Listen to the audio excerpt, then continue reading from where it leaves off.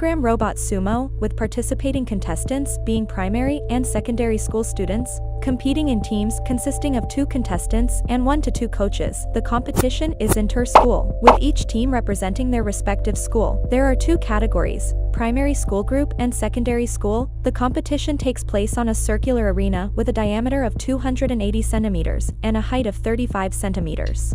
With a 50 centimeters preparation line from the edge of the arena. The preparation area for the robot is located at the edge of the arena, with opposing teams facing each other. Participants are responsible for constructing their own robots, with no limitations on structural components.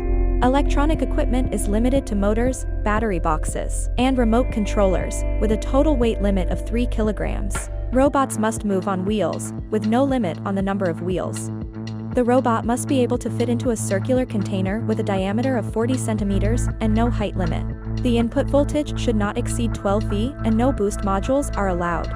The competition consists of 2 parts, programming automatic navigation and remote control competition. Automatic navigation first. During the automatic navigation competition, primary school group robots automatically move to the center of the arena, while secondary school group robots send one robot to the center and the other to the starting area of the opposing team.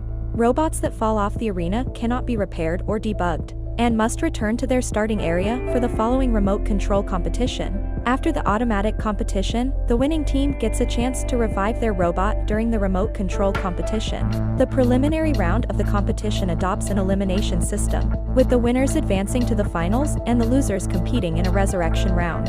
The preliminary round winners and the resurrection round survivors compete in the finals, which are elimination rounds.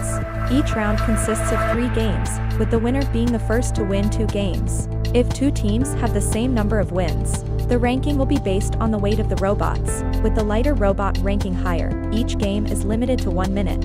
If a tie occurs twice, the referee will determine the winner based on the weight of the robots, with the lighter robot declared the winner.